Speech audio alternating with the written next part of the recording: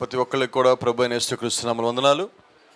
దేవుడు ఖచ్చితంగా మనకు తోడుగా వాడి మనం బలపరిచి స్థిరపరిచి మనల్ని ఇక్కడ దాకా నడిపించినాడు అండి. దాన్ని బట్టి ఆయనకి మనం స్తుతులు చెల్లించే వారికి ఉందాం. Praise the Lord. సంతోషం. మనందరం లేచి నిలబడి ఉండగా హగ్గయి గ్రంథం తెరుద్దాం. హగ్గయి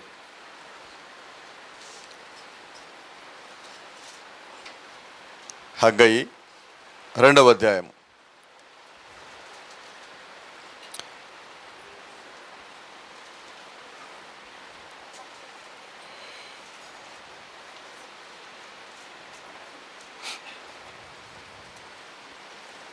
Haggai chapter 2 from verse 1. 2వ అధ్యాయం 1వ వచనం నుంచి 7వ నెల 21వ దినమున యెహోవా వాక్కు ప్రవక్తయగు హగ్గయికి ప్రత్యక్షమై సెలవిచ్చినదేమనగా, నీవు యూదా దేశపు అధికారియగు షయల్తీయేలు కుమారుడైన జెరుబ్బాబెలుతోనూ ప్రధాన యాజకుడగు యెహోజాదాకును కుమారుడైన యెహోషువతో శేషించిన జనులతో ఇట్లనము, పూర్వకాలమున ఈ మందిరములకు కలిగిన మహిమను చూచిన వారు మీలో ఉన్నారు కదా, అట్టివారికి ఇది ఎట్టిదిగా కనబడుచున్నది, దానితో ఇది ఎందును పోలినది కాదని తోచున్నది కదా. Praise the Lord. కొంచెం మనం ముందుకెళ్ళి ఒకసారి మళ్ళీ యెహోషువ గ్రంథంలోకి వెళ్దాం. ఎందుకంటే యెహోషువతో మాట్లాడమన్నాడు కాబట్టి యెహోషువ దగ్గరికి వెళ్దాం. 14వ అధ్యాయం, బుక్ ఆఫ్ జాషువా చాప్టర్ 14.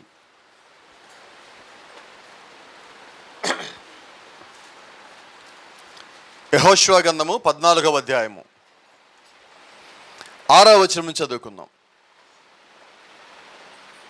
యూదా వంశస్థులు గిల్గాలులో యెహోషువ వద్దకు రాగా, కెనజీయుడగు యెఫున్నె కుమారుడైన కాలేబు అతనితో ఇలాగు మనవి చేసెను, కాదేషు బర్నియాలో దైవజనుడైన మోషేతో యెహోవా నిన్ను గూర్చు చెప్పిన మాట నీ వెరుగుదువు. దేశమును వేగుచూచుటకు యెహోవా సేవకుడైన మోషే కాదేషు బర్నియాలో నుండి నన్ను పంపినప్పుడు నేను 40 ఏండ్ల వాడను. ఎవరికి భయపడక నేను చూచినట్టే అతనికి వర్తమానం తెచ్చి తిని, నాతో కూడా బయలుదేరి వచ్చిన నా సహోదరులు జనుల హృదయములు కరగజేయగా, నేను నా దేవుడైన యెహోవాను నిండు మనసుతో అనుసరించి తిని, ఆ దినమున మోషే ప్రమాణం చేసి, నీవు నా దేవుడైన యెహోవాకు నిండు మనసుతో అనుసరించితివి గనుక నీవు అడుగుపెట్టిన భూమి నిశ్చయముగా నీకును నీ సంతానమునకును ఎల్లప్పుడూ స్వాస్థ్యముగా ఉండునను. యెహోవా చెప్పినట్లు యెహోవా మోషేకు ఆ మాట సెలవిచ్చినప్పటి నుండి ఇశ్రాయేలీయుల అరణ్యములో నడిచిన ఈ 45 ఏండ్లు ఆయన నన్ను సజీవునిగా కాపాడి ఉన్నాడు. ఇదిగో నేను ఇప్పుడు 85 ఏండ్ల వాడను. మోషే నన్ను పంపిన నాడు నాకెంత బలమో నేటి వరకు నాకంత బలము. యుద్ధము చేయుటకు కానీ వచ్చుచూ పోచుండడు కానీ నాకు ఎప్పటి ఎట్లు బలమున్నది. చదవబడిన వాక్యాన్ని దేవుడు దీవించి మనతో సూటిగాను తేటగాను స్పష్టముగాను అర్థమగు రీతిలో మాట్లాడును గాక.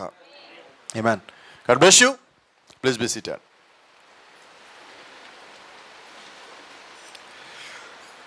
పద్నాలుగవ అధ్యాయం 8వ వచనం, chapter 14 8th verse of book of Joshua. యెహోషువ గ్రంథం 14వ అధ్యాయం 8వ వచనం ఒకసారి మనం చూద్దాం.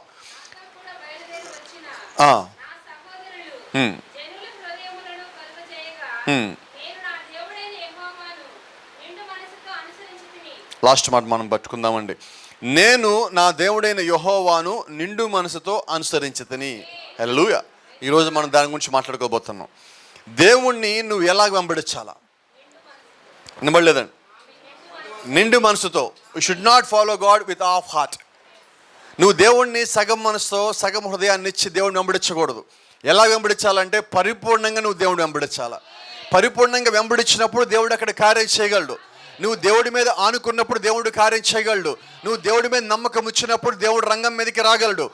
దేవుడు ఏమనుకోవాలంటే ప్రతిసారి నీ గురించి ఆలోచన చేసినప్పుడు ఇతనికి ఎవరు సహాయం చేసేవాళ్ళు లేరు, ఇతనికి నేనే సహాయం చేయాలి.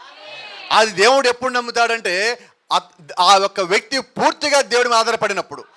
మనం పూర్తిగా దేవుడి మీద ఎప్పుడు ఆధారపడగలము? పూర్తిగా పూర్ణ మనసుతో నువ్వు దేవుని అనుసరించినప్పుడు, నువ్వు పూర్ణ మనసుతో దేవుని వెంబడించినప్పుడు. Praise the Lord. దేవుని నామానికి మహిమ ఘనత ప్రభావం కలుగును గాక. కాబట్టి గమనించండి, ప్రాఫిట్ అంటున్నాడు, బైబిల్లో ఈ రాసిన ఈ కథలు ఇలా ఈ పుస్తకంలో ఉన్న ఇవన్నీ కూడా ఒక కథల్లాగానో ఒక జ్ఞాపకంలాగానో కాలక్షేపం కోసమో చదువుకోవడానికి కాదంట. అవి దేనికి రాయబడ్డాయంటే God wrote these things for us to inspire us. దేవుడు ఎందుకని ఈ గ్రంథం రాయించాడంటే మనల్ని ప్రేరేపించడానికి. ఇంకో రకంగా మాట్లాడినట్లయితే దేవుడు మనకి ఈ బైబిల్లో రాయించిన ఈ గ్రంథంలో ఉన్న వీరందరి చరిత్ర దేని కొరకు ఇవ్వబడిందో తెలుసా? మనల్ని నడిపించడానికి, మార్గదర్శకత్వం చేయటానికి. Praise the Lord. మనకున్న విశ్వాసాన్ని పెంపొందించడానికి, టు ఇంక్రీజ్ యువర్ ఫెయిత్. దేవుడు ఒక ఉద్దేశం ప్రకారంగానే బైబిల్ రాయించాడండి. మరి ఇంకొక సంగతి ఏంటంటే జ్ఞాపకం పెట్టుకోవాల్సింది మరీ ముఖ్యంగా, దేవుడు ఎందుకని ఇవన్నీ రాయించాడు, ఇవన్నీ చేయించాడంటే ఆయన ఉద్దేశము ఎవరైతే దేవుడిని పూర్తిగా నమ్మి వెంబడించి ముందుకెళ్తా ఉన్నారో వారి యొక్క జీవితంలో నుంచి వారి యొక్క గుణలక్షణములు మనం తీసుకోవాలి. Praise the Lord. ఆ యొక్క పరిస్థితి వచ్చినప్పుడు ఆ పరిస్థితిలో వాళ్ళు ఎటువంటి అనుభవాన్ని పొందుకున్నారు. ఒకవేళ మనకు కూడా అటువంటి పరిస్థితుల్లో వచ్చే మనం కూడా అలాగే ప్రవర్తించాలి. అందుకొరకు దేవునికి గ్రంథం రాయించి ఇచ్చాడు. హల్లెలూయా. అదేదో కాలక్షేపం కోసం కాదండి గ్రంథం రాసింది. ఎందుకొరకు ఇవ్వబడింది? ఆ పరిశుద్ధులు ఆ ఒత్తిడి సమయంలో, ఇబ్బందుల సమయంలో, నిరాశకు గురైనప్పుడు, గొప్ప ప్రయాణాలు చేసినప్పుడు, దేవుడి మీద ఆధారపడినప్పుడు దేవుడు చేసిన గొప్ప కార్యములు ఇక్కడ రాయబడ్డాయి. మీరు జాగ్రత్తగా గమనించినట్లయితే బైబిల్లో 2 రకాలుగా రాసింది మీకు కనిపిస్తుంది. ఒకటి దేవుణ్ణి అంగీకరించి నమ్మి వెంబడించిన వారి యొక్క జీవితము. రెండోది దేవుని యొక్క వాక్యాన్ని తీసుకోలేకుండా విఫలమైన వారి యొక్క జీవితాలు రాయబడ్డాయి. ఈ 2 కూడా మనకి ప్రేరేపణేనండి. ఆ 2 కూడా ప్రేరణే. ఎలాగంటారా? వాక్యానుసారంగా లేని వాడిని చూసినప్పుడు ఇదిగో ఇలాగ ఉండకూడదు, వాక్యానుసారంగా జీవించిన పరిస్థితులు చూసినప్పుడు ఇదిగో ఇలాగ ఉండాలి. ఈ 2 కూడా నీకు బైబిల్ నుంచి వస్తున్నాయి. కాబట్టి గమనించండి, దేవుడు నీకు పడిపోతే నువ్వు ఎలాంటి శ్రమంలోకి వెళ్తావో ముందుగా రాయించున్నాడు. నువ్వు వాక్యానుసారంగా నమ్మి జీవిస్తూ ఉన్నప్పుడు నువ్వు ఎటువంటి కార్యములు పొందుకుంటావో, ఎటువంటి కార్యములు దేవుని యొక్క జీవితంలో చేస్తాడో దేవుడు తెలియజేస్తున్నాడు. Praise the Lord. కాబట్టి గమనించండి, మనం ఏ పని చేసినా ఆ పనిలో దేవుడు చిన్న తృప్తి నీకు ఇవ్వచ్చు. అయినా నువ్వేం చెప్పాలా? Praise the Lord. ఏం చెప్పాలా? దేవుని స్తుతించాలా. నీకు ఇచ్చిన దాంట్లోనే నువ్వు దేవుని స్తుతించు, నీకున్న దాంట్లోనే దేవుని మహిమపరచు. Praise the Lord. దేవుని మాకు మహిమ కలుగును గాక. చూడండి, when we met this kind of situation in our life, then we have applied these things to in our personal life.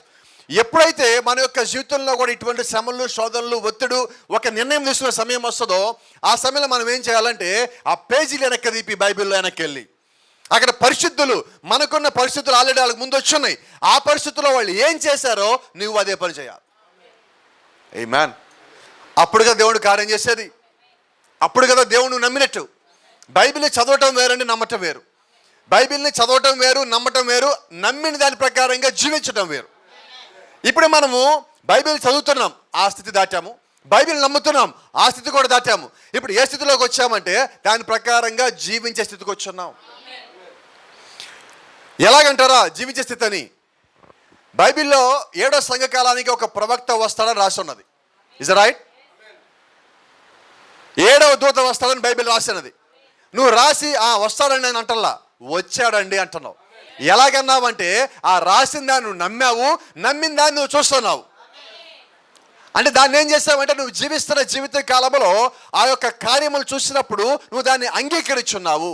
Praise the Lord. దేవుని నామానికి మహిమ కలుగును గాక. కాబట్టి గమనించండి, దేవుడు ఆ పాత నిబంధనలో లేదంటే ఆ కొత్త నిబంధనలో ఎటువంటి కార్యములు అయితే ఆ యొక్క పరిశుద్ధుల జీవితాల్లో చేశాడో, నమ్మినప్పుడు నీ యొక్క జీవితంలో కూడా అవే కార్యములు దేవుడు మళ్ళా చేయగలడు. ఎందుకంటే బైబిల్ అంటుంది, హెబ్రీయులకు రాసిన పత్రిక 13వ అధ్యాయం 8వ వచనం ప్రకారంగా, అకార్డింగ్ టు Hebrews 13:8, ఏమై ఉన్నాడు ఆయన? నిన్న, నేడు, నిరంతరం ఏకరీతిగా ఉన్నాడు. Praise the Lord. ఒక మాట చెప్పండి, ఆయన నిన్నటి దేవుడా, రేపటి దేవుడా? నిలబడలేదు. ఈరోజు ఆయన నా దేవుడు అండి. నిన్న ఆయన నా దేవుడే. నిన్న నా దేవుడని చెప్పుకోవాల్సిన అవసరం ఈరోజు ఏది లేదు. ఈరోజు నేను ఆయన నా దేవుడని చెప్పుకోవాలా. ఈరోజు నేను జీవిస్తున్నా. ఇది ప్రజెంట్ టెన్స్ అండి. నేను ఇప్పుడు జీవిస్తుంది వర్తమాన కాలం. ఇది ఈ వర్తమానం నువ్వేం చెప్పాలంటే, ఇదిగో నేను ఇప్పుడు దీన్ని నమ్మునా, నేను ఇప్పుడు దీన్ని చేస్తున్నా. నేను నిన్న చేశానండి, మొన్న చేశానండి, పోయిన సంవత్సరం చేశానండి, 10 ఏళ్ళ క్రితం పాస్టర్ గారు. ఇవన్నీ నడవవు. అంతేనా? ఒక మాట చెప్పండి ఇంట్లో భర్తకి, అమ్మా అయ్యా నేను వండాగా వంట రోజు వండుతావేంటి? ఎలా ఉంటుంది? వర్తమానం ఉంది కాబట్టి ఒక మాట వస్తుంది, లేకపోతే సౌండ్ వస్తుంది. అంతేనా? ఏంటది? వర్తమానం ఉన్నాయి కాబట్టి ఏమంటాం? నేను తిన్నావు, ఈరోజు తినవా అంటామా? అది వర్తమానం లేకపోతే పక్కింట్లో సౌండ్ వినబడుతుంది. ఏం జరిగింది అంటే నువ్వు వర్తమానం నమ్మావు కాబట్టి ఏమైందంటే నువ్వు దాన్ని ఆ కుటుంబంలో ఒత్తిడి పరిస్థితి వచ్చినప్పుడు కూడా నువ్వు దాన్ని ప్రకారంగా జీవిస్తున్నావు. అర్థమవుతుందా మీకు? మీ యొక్క పరిస్థితుల్లో ఎటువంటి గడ్డు పరిస్థితులు వచ్చినప్పటికీ కూడా నీ యొక్క నియంత్రణలో నువ్వు లేని సమయంలో నువ్వు దేవుడికి అప్పచెప్పుకో. అప్పుడు దేవుడు నిన్ను కంట్రోల్ చేస్తాడండి. నీ కంట్రోల్లో నువ్వు ఉండవు. ఎన్నిసార్లు నువ్వు ఎప్పుడు ఎంత త్వరగా నువ్వు దేవుడి కంట్రోల్లోకి వెళ్ళిపోయావో అంత త్వరగా ఆ యొక్క సమస్య చక్కబడుతుంది. త్వరగా. Praise the Lord. ఆమేన్. ఈ యొక్క పరిశుద్ధుల జీవితాల్లో దేవుడు కార్యం చేసినప్పుడు నేను స్త్రీలకి కార్యం చేయాలి, పురుషులకి కార్యం చేయకూడదు, పురుషులకి కార్యం చేయాలి, స్త్రీలకి కార్యం చేయకూడదు దేవుడు ఎక్కడ అనుకోవాలా. బైబిల్ ఏమంటుందంటే నమ్మిన వారిని సూచికలు వెంబడించను. స్త్రీలనా పురుషులనా? వినబడలే. ఎవరండి? నమ్మిన వారిని. అంటే నమ్మి ఎవరైతే పూర్ణ మనసుతో ఆయన వెంబడిస్తున్నాడో దేవుడు అక్కడ కార్యం చేయగలడు. అంతేనా? అంటే ఇప్పుడు దేవుడు ఎటువంటి వాళ్ళని కోరుకుంటున్నాడు? నమ్మిన వారు కావాలని. ఎవరు నమ్మిన వాళ్ళు? మనుషుల్ని నమ్మే వాళ్ళని దేవుడు కోరుకోడండి, దేవుడిని నమ్మే వాడినే దేవుడు కోరుకుంటాడు. Praise the Lord. దేవుని నామానికి మహిమ ఘనత ప్రభావం కలుగును గాక. కాబట్టి గమనించండి, ప్రభు యేసుక్రీస్తు కృప మనకి తోడుగా ఉన్నప్పుడు మాత్రమే మనం ఆయన నమ్మగలుగుతాం. ఆయన యొక్క వాక్యం మన దగ్గరికి వచ్చినప్పుడు మనం ఏం చేయాలంటే మానవుల్ని కాకుండా ఆయన యొక్క వాక్యాన్ని, ఆయన యొక్క వాగ్దానాన్ని నమ్మిన వారమై మనం ఉండాలి. Praise the Lord. దేవుని నామానికి మహిమ కలుగును గాక. ఒకసారి ఆ వాక్యం చదువుదాం చూడండి. యెహోషువ గ్రంథంలో 14వ అధ్యాయంలో 11వ వచనం చదువుతున్నాం. మోషే నన్ను పంపిన నాడు నాకెంత బలమో. ఏం ధైర్యం ఉండాలండి మాట అనాలంటే. 85 ఏళ్ళండి ఆయనకి. పైగా 40 ఏళ్ళు నడుస్తూనే ఉన్నాడు, ఆగింది లేదు. 5 ఏళ్ళు యుద్ధాలు చేశాడు. 80 నుంచి 85 దాకా యుద్ధాలు చేశాడు. 40 ఏళ్ళు నడుస్తూనే ఉన్నాడు. 40 ఏళ్ళ ముందు దాసత్వంలో ఉన్నాడు.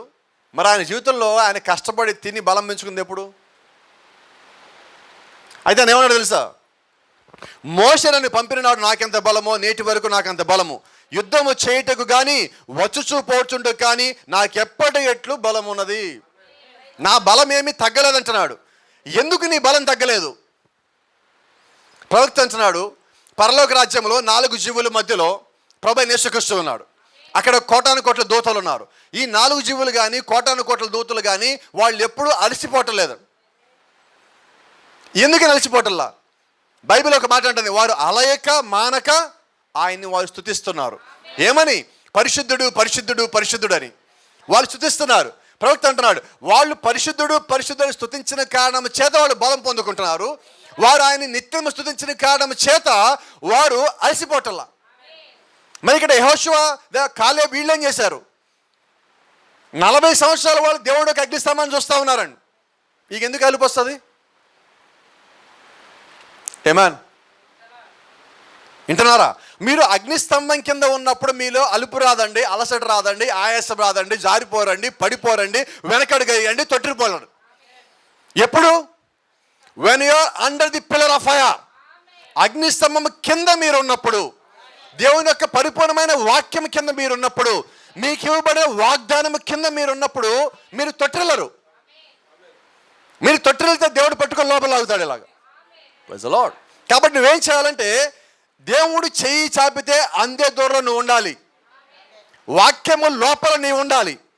చూడండి, ఆ పాలెంలో ఎవరైనా పడిపోతే దేవుడు ఒప్పుకోలా. ఎమ్మటి అక్కడ కోర్టు పెట్టాడు ఆయన. అక్కడ తీర్పు, అక్కడ జడ్జిమెంట్స్, అక్కడ తెగులు కట్ చేశాడు. మిగిలిన వాళ్ళకి అది అంటకుండా. గమనిస్తున్నారా? అంటే దేవుడు ఏం చేశాడంటే ఆయన అక్కడి నుంచి ఐగుప్తు నుంచి మీరు రండి, అక్కడికి వచ్చేయనల్లా. ఐగుప్తు నుంచి వచ్చి కనానికి వచ్చేయనల్లా. ఆయన ఏమన్నాడు? ఐగుప్తు నుంచి కనాను వరకు నేను మీతో కూడా ఉంటా. ఆమేన్. అంటే మనల్ని పిలిచిన దేవుడు మనల్ని వదిలిపెట్టే దేవుడు కాదండి. నన్ను పిలిచిన దేవుడు నమ్మదగిన దేవుడు. కాబట్టి ఈ దినము ఈ యొక్క పరిపూర్ణమైన వాక్యంలో వర్తమానంలో నువ్వు ఉన్నావంటే ఇది దేవుడి యొక్క పిలుపు అయి ఉన్నది. ఈ పిలుపుకు లోబడి నీవు వచ్చావు. నీ యొక్క కాపరికి లోబడి కాదు, సేవకుడికి లోబడి కాదు ఇక్కడికి వచ్చింది. దేవుని యొక్క వాక్యానికి, దేవుని యొక్క పిలుపుకి, ఆయన యొక్క ప్రత్యక్షతకి నువ్వు లోబడి వచ్చున్నావు. ఈ కాలపు వర్తమానం అనగా దేవుడు బయలుపరిచిన ప్రత్యక్షత అయి ఉన్నది. నువ్వు ఆ ప్రత్యక్షత అంగీకరించావు కాబట్టి ఈరోజు ఇక్కడ కూర్చున్నావు. Praise the Lord. ఇప్పుడు యెహోషువ కాలేబులు ఎలాగ బయటకు వచ్చారు? వారు మోషే పిలిచాడని రాలేదండి. ఐగుప్తు నుంచి 20 లక్షల మంది ఎందుకు వచ్చారు? వాళ్ళు మోషే పిలిచాడని రాలేదండి. అహరోను చూసి రాలేదండి. దేవుడు వీరితో పాటు ఉన్నాడు. ఈ సూచక్రియలు దేవుడే వీరిలో చేస్తున్నాడు. ఈ పిలిచింది మోషే కాదు, పిలిచింది అహరోను కాదు, ఈ పిలిచింది దేవుడే ఉన్నాడు. ఆమేన్. That's the reason they came out from Egypt. ఆ కారణం చేత వారు ఐగుప్తును వదిలిపెట్టి బయటకు వచ్చారు. నిజంగా దాన్ని ఎవరైతే నమ్మున్నారో చిట్ట చివరి వరకు వారు మాత్రమే కనాన్లోకి ప్రవేశించారు. ఎంతమంది నమ్మారు? అవుట్ ఆఫ్ 2 మిలియన్, 20 లక్షల మందిలో నమ్మిన వారు ఎవరంటే ఇద్దరండి. ఎంత ఘోరం తెలుసా అది? 10 అద్భుతాలు చేశాడు మోషే అక్కడి నుంచి వాళ్ళు బయటికి రావటానికి. 10 అద్భుతములు కూడా ప్రవక్త అంటాడు, ఏ మనిషి దాన్ని చేయలేడు. No man can produce this kind of miracles in Egypt. No man can. ఏ మనుషుడు ఆ అద్భుతములు ఐగుప్తులో చేయలేడు. Like Moses did. మోషే చేసేటికి ఎవరు చేయలేరు. అయితే నువ్వు మోషేని పిలిచి, నువ్వు మోషేని ఒక మాట అడుగు, అయ్యా మోషే గారు నువ్వే చేసావు ఈ కార్యములు. అయ్యా నాకు తెలియదు, ఈ కర్ర చేసింది. ఈ కర్ర ఎవరిది? నాదే. మరి నీ కర్ర చేస్తుందిగా? నా కర్ర కాదండి. దేవుడు ఆ కర్రను తీసేసుకున్నాడు. ఆ కర్రనే కదా నన్ను కూడా తీసుకున్నాడు. నేను అక్కడ నుంచుంటా, నేను అక్కడికి వెళతా. అయితే వాడుకునేది, నాలోంచి మాట్లాడేది ఆయన. నన్నేం చేయమంటారు? Is right? కాబట్టి గమనించండి, నువ్వు దేవుడికి పూర్తిగా లోబడితే దేవుడు నిన్ను వాడుకుంటాడు. ఈ కాల ప్రవక్తంచాడు, దేవుడికి నువ్వు లోబడితే ఆయన నిన్నే కాదు నీ వస్తువుల్లో కూడా వాడుకుంటాడు. ఎలాగా? దేవుడు మోషేని మాత్రమేనా మోషే చేతికర్ర వాడుకోలేదా? ఇదేంటి సార్ ఇది? దేవుడు పౌలు మాత్రమేనా పౌలు నడుకట్లు వాడుకోలేదా? Praise the lord.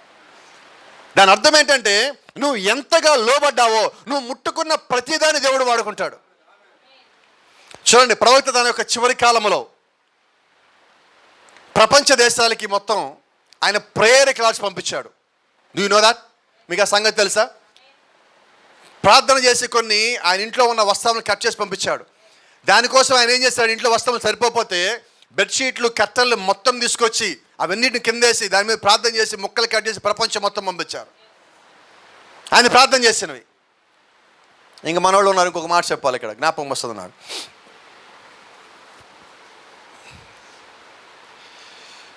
చిన్నపిల్లలకి షూస్ గుట్టలుగా పోసి ప్రార్థన చేసి అవి కూడా పంపించాడు ఆయన.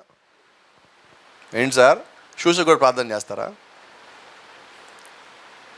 అక్కడ ఆ వస్తువు ఏదన్నది కాదండి, అది దేవుని యొక్క సేవకుడు ముట్టి ప్రార్థించాడా లేదా, దేవుడు దాన్ని ముట్టాడా లేదా.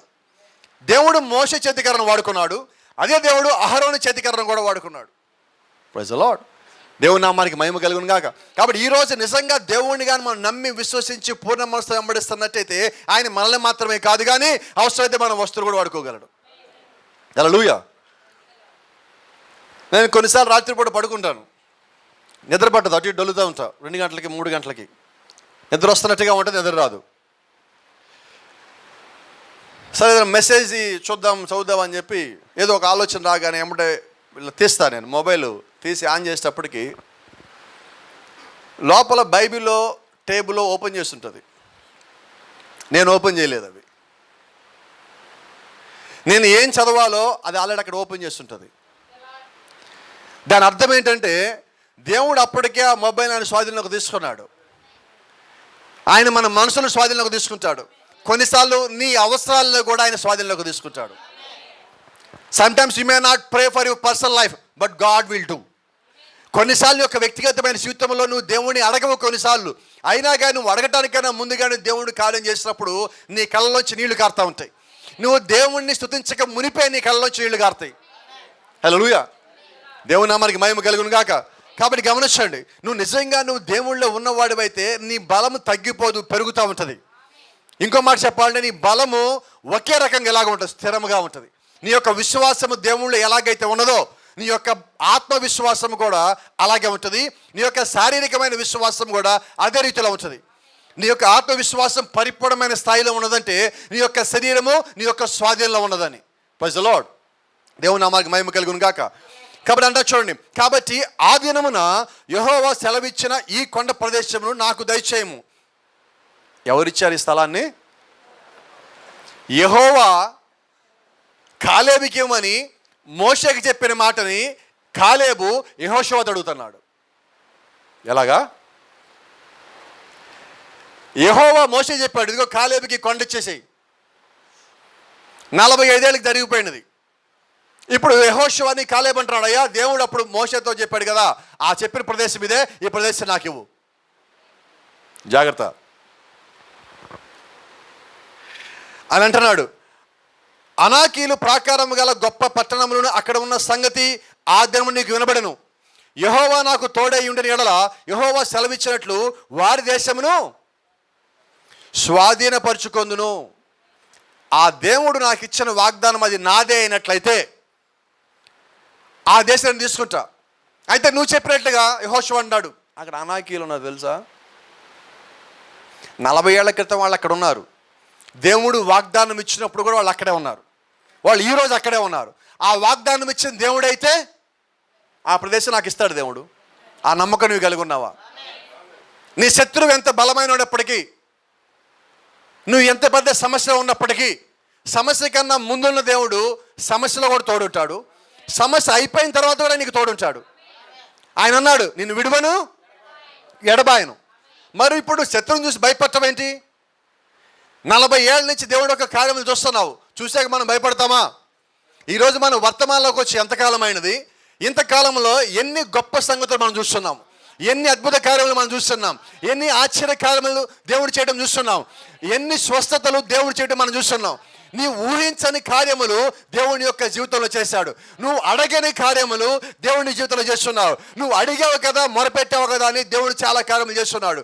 ఇక నీకు విశ్వాసం ఇప్పుడు తగ్గాలా, ఎక్కువ ఉండాలా? మునుపటికన్నా ఇంకా ఎక్కువ ఉండాలి. కరెక్ట్గా మాట్లాడితే నువ్వు వర్తమానంలోకి వచ్చిన కొత్తగా అన్నా, నువ్వు బాప్తిజం పొందినప్పుడు ఉన్న విశ్వాసం కన్నా ఇప్పుడు నీ విశ్వాసం ఇంకా బలంగా ఉండాలి. ఇప్పుడు యెహోషువ కాలేబుల విశ్వాసం ఎలాగ ఉండాలంటే, వాళ్ళు ఐగుప్తులో దేవుడి కొరకు మొరపెట్టినప్పుడు ఉన్న విశ్వాసం కన్నా కూడా ఇప్పుడు ఇంకా ఎక్కువ ఉండాలి. ఎందుకంటే ఈ 40 ఏళ్ళు వాళ్ళు దేవుడు యొక్క అగ్నిస్తంభం కింద ఉన్నారు, దేవుడు యొక్క మేఘస్తంభం కింద ఉన్నారు. దేవుడు చేసిన ఘనమైన కార్యములు చూస్తా వాళ్ళు గడుపున్నారు.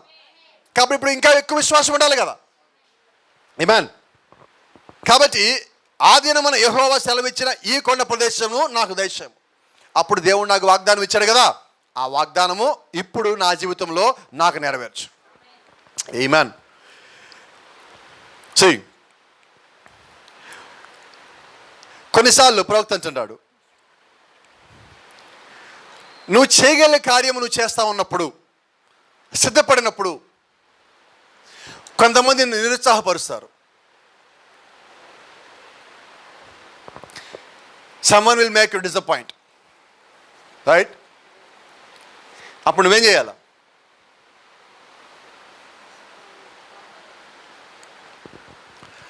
ప్రాఫెట్ అంటాడు, నువ్వు ప్రార్థన చేయటానికి మోకాల మీద కూర్చున్నప్పుడు దేవుడు నీ దగ్గరికి వచ్చి నీతో మాట్లాడటానికన్నా ముందు లూసిఫర్ వస్తాడు.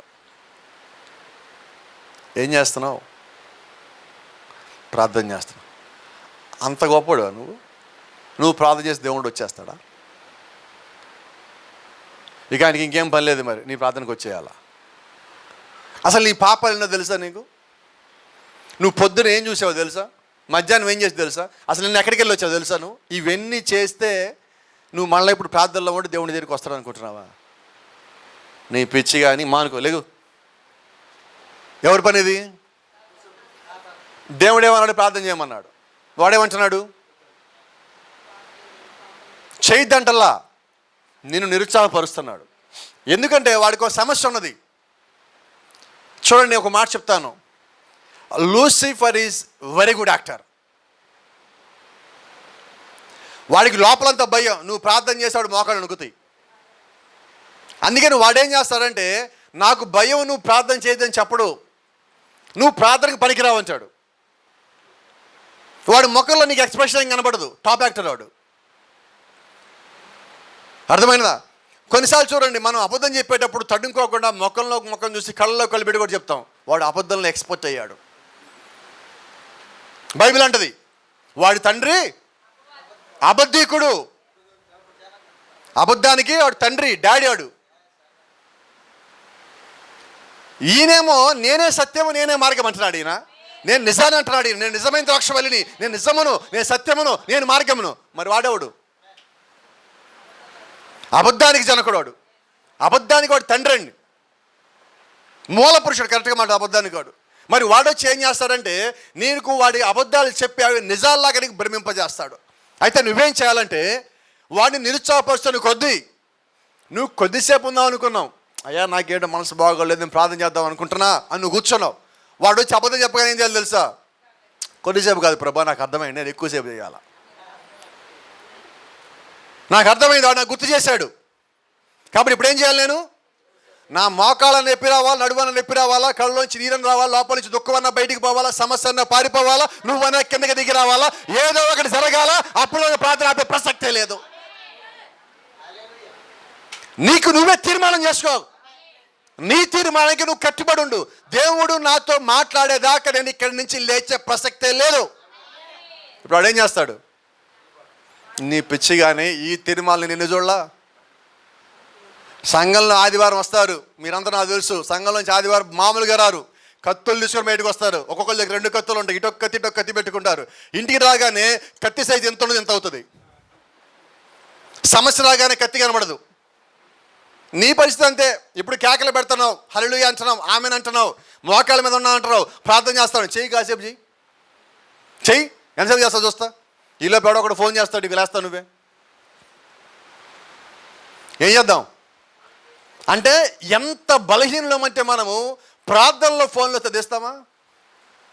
వినబడలా నాకు. నిజమైన విశ్వాసం ఏం చేస్తాడు తెలుసా? సంఘానికి వచ్చేప్పుడు ఫోన్ ఆఫ్ చేసేస్తాడు, సైలెంట్, ఆ ఫోన్ స్విచ్ ఆఫ్. అంటే నువ్వు దేవునికి ప్రాధాన్యత ఇచ్చావు, దేవునికి. నువ్వు నిజంగా నిండు మనసు దేవునికి వెంబడిస్తే నువ్వు చర్చిలో నీ ఫోన్ మోగుతుందా? వినబడలేదండి. అంటే దాని అర్థం ఏంటి?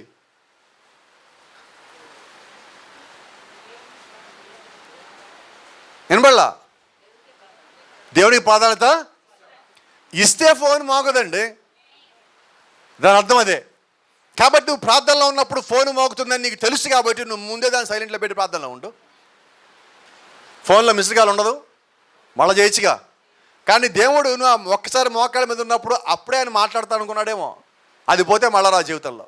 ఏం చేద్దాం? ఫోనా దేవుడా? కాబట్టి గమనించండి, నీ యొక్క విశ్వాసము నువ్వు మోకాళ్ళ మీద ఉన్నప్పుడు వాడిని నిరుత్సాహపరుస్తున్నప్పుడు విశ్వాసం పెరగాల. ఇప్పుడు యెహోషువ చూడండి, ఇక్కడ యెహోషువ సాతాను సంబంధి కాదు, దేవుడి సంబంధే. అయినా కానీ తన స్నేహితుడు కాబట్టి హెచ్చరిస్తున్నాడు. నిజమైన స్నేహితుడు నువ్వు ఆపదలో పడతావు, నేను హెచ్చరిస్తాడు. అబద్ధపు స్నేహితుడిని ఎంకరేజ్ చేస్తాడు. గత వారం శుక్రవారం మనం మాట్లాడుకున్నాం.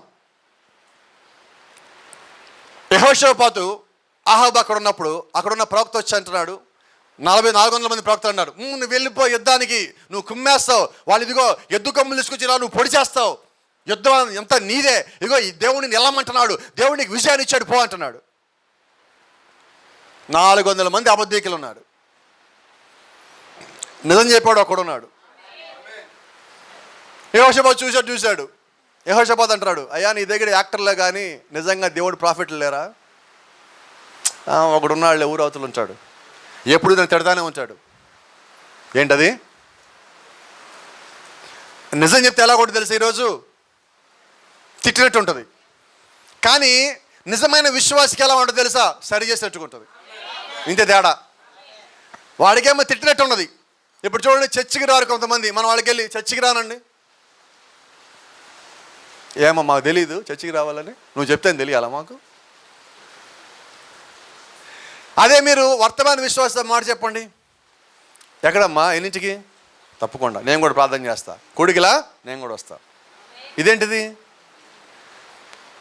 ఇది ఉత్తమానం కాదండి, వర్తమానం. ఇది పరిపూర్ణమైన దేవుని యొక్క పరిపూర్ణమైన వాక్యం, ఇది బయలుపరచబడిన వాక్యము. ఈ వాక్యం కలిగిన నీవెలాగుంటావు అంటే వాక్యానికి లోబడిన వాడిగా ఉంటావు. కాబట్టి గమనించండి, ఇప్పుడు విజయవాడ సహోదరులు వస్తున్నారు, వాళ్ళని ఎవరో ఒకళ్ళు అంటారు, ఇక్కడ ఏం చర్చిలు లేవా?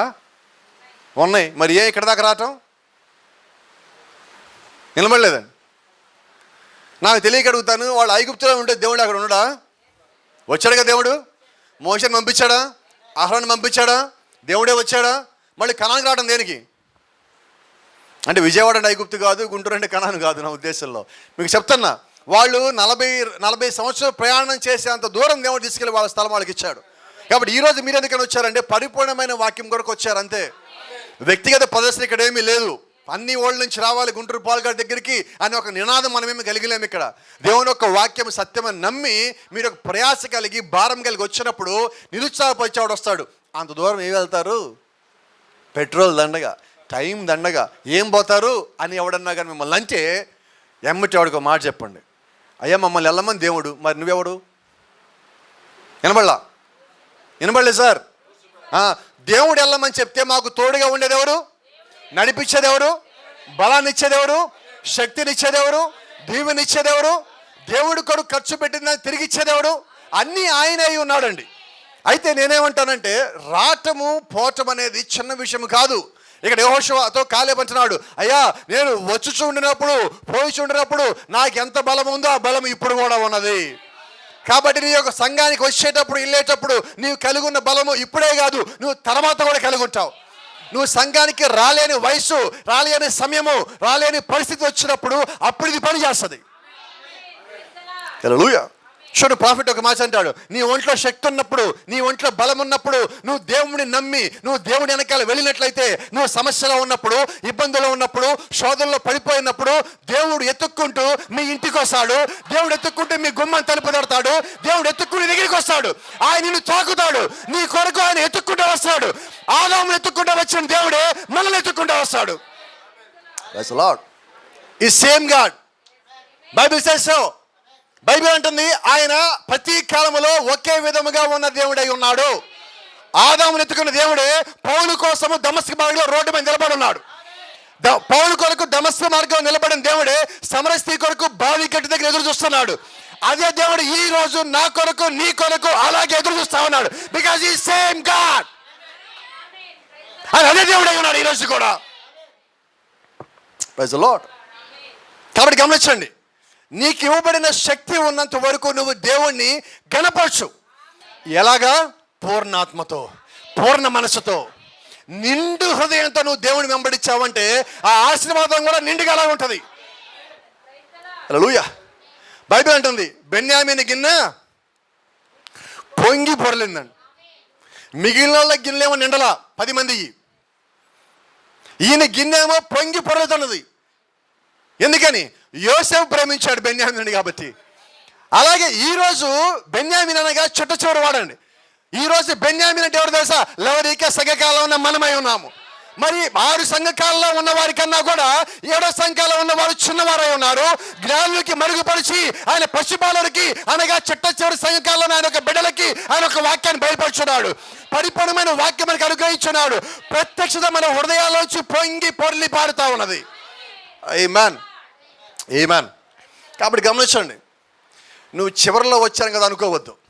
బెన్యామీను చివరిలోనే వచ్చాడు, అపోస్తలుడైన పౌలు చివరిలోనే వచ్చాడు, 7వ సంఘకాలం కూడా చివరిలోనే వచ్చింది. అయితే ఈ చివరిలో వచ్చిన వాళ్ళు ఎక్కువగా దీవించబడ్డారు. ఎందుకంటే వాళ్ళకి ఒకటే జ్ఞాపకం. నా మాట చెప్తాను, సరిపోద్ది. ఇక్కడ నన్ను అడుగుతూ ఉంటారు కొంతమంది పాస్టర్లు, ఎందుకు ఊరికే పరిగెత్తా ఉంటావు ఆ ఊరు ఈ ఊరు అని, ఎక్కడ చూసి నువ్వే కనబడతావు, ఎందుకు పరిగెత్తా అంత దూరాలు ఎందుకు నీకు, నువ్వే డ్రైవింగ్ చేసుకోడు, రాత్రులు డ్రైవింగ్ అంటావు, పగలేమో మెసేజ్లు అంటావు, మళ్ళీ తెల్లాలు కూర్చొని అక్కడ బిల్లు వస్తా పాస్తా మాట్లాడతావు, ఎందుకింత? లేటుగా వచ్చానయ్యా, 30 ఏళ్ళ దాకా నాకు దేవుడు తెలియలా, లేటుగా వచ్చా, ఏం చేయాలి ఇప్పుడు? బైబిల్లో ముందు వచ్చిన ఎన్ని పుస్తకాలు రాశారు, లేటుగా వచ్చిన పౌలు ఎన్ని పుస్తకాలు రాశాడు? మొత్తం 27 కొత్త నిబంధనలు 14 పౌలు. ఎందుకని? లేటుగా వచ్చాడు కాబట్టి బాధ ఎక్కువ ఉన్నది. ఇప్పుడు కూడా అదే, నా జీవితం కూడా లేటుగా వచ్చా, ముందు రాలేదు, ఆ బుద్ధి ఎందుకో ముందు రావాలి నాకు. ఆ బుద్ధి ఏదో ముందు వచ్చినట్లయితే ఈ పాటికి ఇంకొంచెం దూరం ఎక్కువ ప్రయాణం చేస్తుండే వాళ్ళము, ఇంకా కొన్ని వందల సంఘాలు కట్టడానికి దేవుడు వాడుకునేవాడు. ఇప్పుడు ఆ బాధ ఉన్నది. ఎందుకు ఈ ప్రయాస అంటే లోపల నీకు ఒక భారం ఉండాలి. నువ్వు దేవుడి సేవ చేయాలంటే, దేవుడు ఒక పని చేయాలంటే నువ్వు లోపల భారం కలిగి ఉండాలి. భారం లేని సేవకుడు సేవకుడే కాదు, ఆత్మల భారం లేనివాడు సేవకుడే కాదండి. గమనించారా? ఒకసారికి వెళ్ళిన ప్రసంగం చేస్తున్నప్పుడు అయిపోయిన తర్వాత సంఘం చాలా బాగా స్పందిస్తున్నది. భోజనం పెట్టారు సేవకుని భార్య. ఆమె మాట్లాడుతున్నది. నేను అంటున్నా, సంఘం చాలా బాగా స్పందించారండి, మంచిగా ఉన్నది అంటే, బాస్ గారు మీరు ఉన్నప్పుడు నన్ను కేకలు పెడతారు, మా సంఘం దున్నపోరు సంఘం అండి. సంఘం ఎవరిది? సంఘం అంటే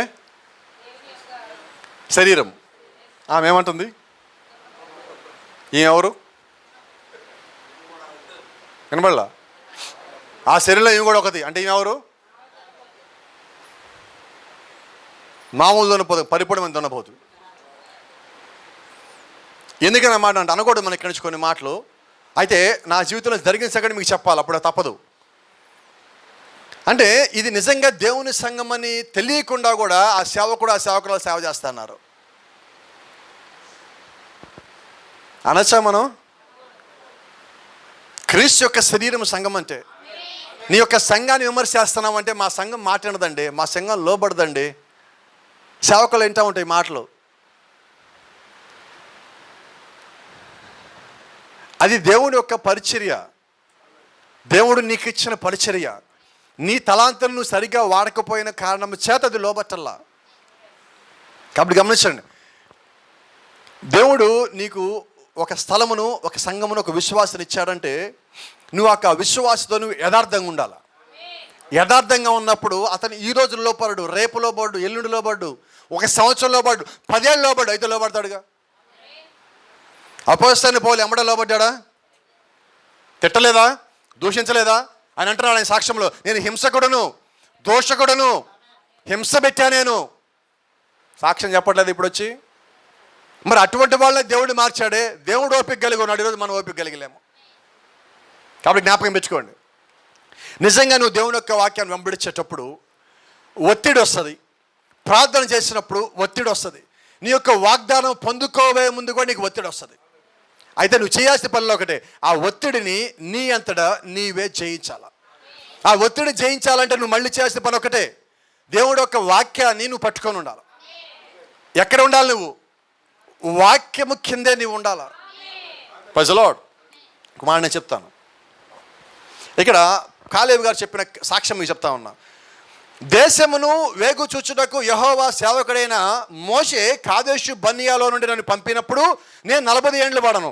ఎవరికి భయపడక నేను చూచినట్టే అతనికి వర్తమానము తెచ్చి తిని, నాతో కూడా బయలుదేరి వచ్చే నా సహోదరులు జనుల హృదయములను కలుగజేయగా నేను నా దేవుడైన యెహోవాను నిండు మనసుతో అనుసరించతిని. హల్లెలూయా, ఆమేన్. చూడండి, Joshua 14:8. Nevertheless, my brethren, that went up with made the heart of the people melt, but wholly followed the Lord my God. Wholly followed. నిండు మనసుతో నేను దేవుని వెంబడించా. See, the testimony of Caleb is not the testimony of by his sight. తను చూసిన దాని ఇక్కడ కాలేబు చెప్పట్లేదండి, తన హృదయము దేని నమ్మిందో అది ఇక్కడ కాలేబు సాక్ష్యం ఇస్తున్నాడు. హల్లెలూయా. అంటే ఇప్పుడు దేవుణ్ణి కాలేబు ఎలా వెంబడించాడు? చూసా కాదండి, హృదయానుసారుడిగా హృదయంతో దేవుని వెంబడించాడు. అంటే ఇప్పుడు ప్రవక్త అన్నాడు, కాలేబు ఒక నిజమైన విశ్వాసి. ఇప్పుడు కాలేబు నిజమైన విశ్వాసి ఎలాగయ్యాడు? యెహోషువ నిజమైన విశ్వాసి ఎలాగయ్యాడు? 20 లక్షల మంది విశ్వాసులు గారా? విశ్వాసులే సార్. మరి వీళ్ళిద్దరు ఎందుకయ్యారు విశ్వాసులు అంటే, వీళ్ళు కళ్ళతో చూచింది మట్టుకే కాక హృదయంతో చూచిదాన్ని వాళ్ళు నమ్మున్నారు. సో ఈ రోజు నువ్వు వర్తమానంలోకి వచ్చినప్పుడు, వర్తమాన సంఘంలోకి వచ్చినప్పుడు నీ యొక్క సాక్ష్యం ఎలాగ ఉండాలంటే, నీ కన్నులతో చూసింది కాదు కానీ హృదయంతో చూసింది సాక్ష్యమై ఉన్నది. వాళ్ళన్నారు, అయ్యో కాదేశు బర్నియాల నుంచి వాళ్ళు వెళ్ళినప్పుడు 12 మంది వేగుల వారు వెళ్ళారు. They went to spying. వాళ్ళు వేగు చుట్టానికి పోయారు. వేగు చుట్టానికి వెళ్ళినప్పుడు వాళ్ళు అక్కడ ఏం చూశారంటే, గొప్ప గొప్ప వాళ్ళు ఉన్నారు. వాళ్ళు అంటారు, అయ్యా మనం వాళ్ళ ముందు we are looking like just like a grasshoppers. మనం వారి ముందు మిడతల వలె ఉన్నాము. వాళ్ళు కాళ్ళతో తొక్కి మనల్ని చంపేస్తారు. వారు అజానుబాహులు, వాళ్ళ దగ్గర పెద్ద పెద్ద ఆయుధాలు ఉన్నాయి. మనం ఆ దేశానికి పోలేము.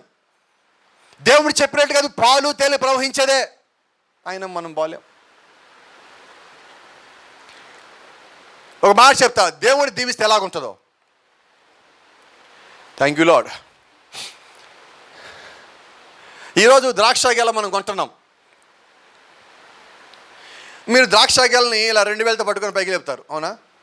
షూర్ షూర్, నీకే తెలియాలి.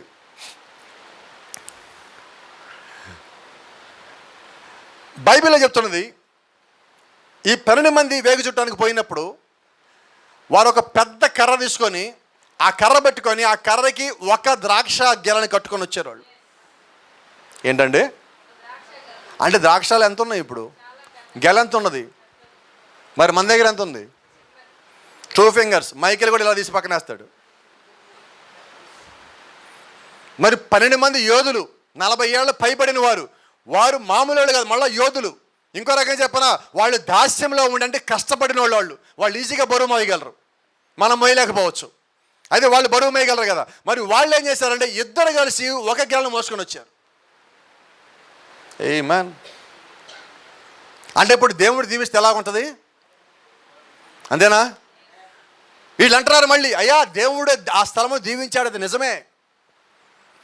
దేవుడు అక్కడ పాలు తేలి ప్రవహిస్తా చేస్తా అన్నాడు, అది కూడా నిజమే. మేము చూసాం, మా కనులారా చూసాము.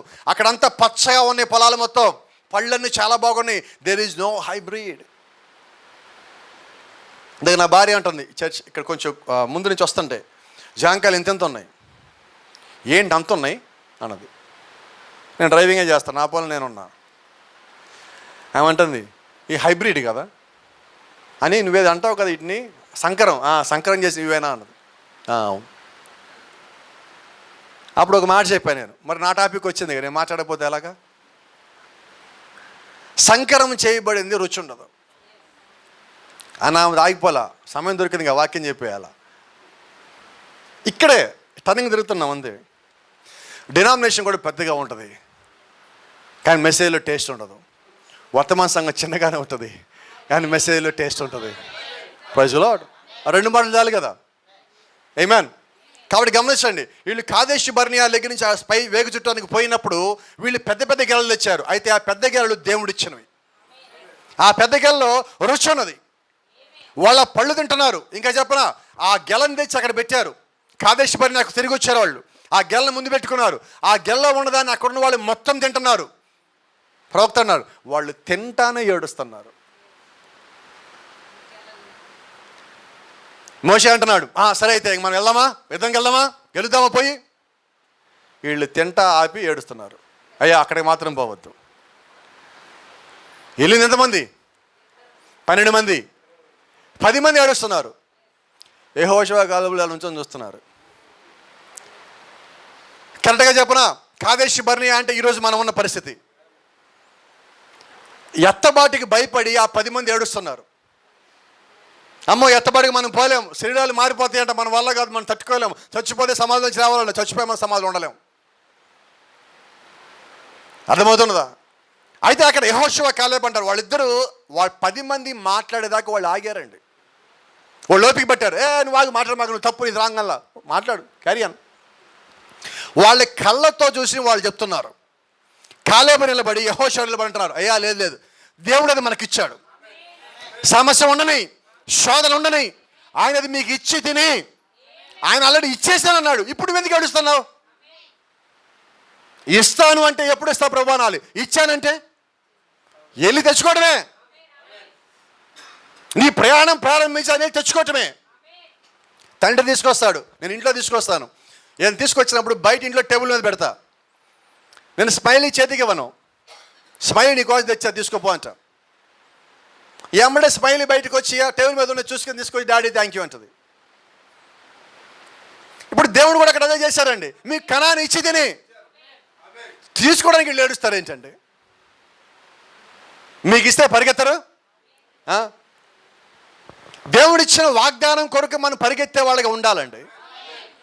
దేవుడు అసలు వాగ్దానం ఇవ్వడమే కష్టం, ఇచ్చాక నీకు ఇచ్చాక తీసుకోపో అన్న దేవుడే ఇచ్చేదాకా నీతో పాటే ఉన్నాడు, నీ తీసుకునేదాకా నీతో పాటు ఉంటానన్నాడు. మరి ఇంక నీకేంటి భయం? కాబట్టి గమనించండి. అయితే ఆ ఒత్తిడి, నీ కళ్ళు కొన్నిసార్లు కొన్ని సంగతులు చూసినప్పుడు నువ్వు దాన్ని తట్టుకోలే, భయపడతా ఉంటావు. కొన్ని శోధనలు చూసినప్పుడు నువ్వు తట్టుకోలే, భయపడతా ఉంటావు. ప్రవక్త అంటున్నాడు, ఒక మాట చెప్పనండి, ఇక్కడ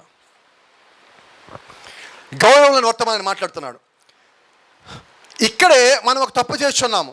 ఒక చిన్న వ్యాధి మనల్ని చుట్టుముట్టినప్పుడు, ఒక చిన్న విపత్తు లేదా ఒక చిన్న కష్టం ఎక్కడో మార్గంలో సంభవించినప్పుడు మనము పడిపోవ సిద్ధమవుతున్నాము. Is not right? సమస్య అన్నదే.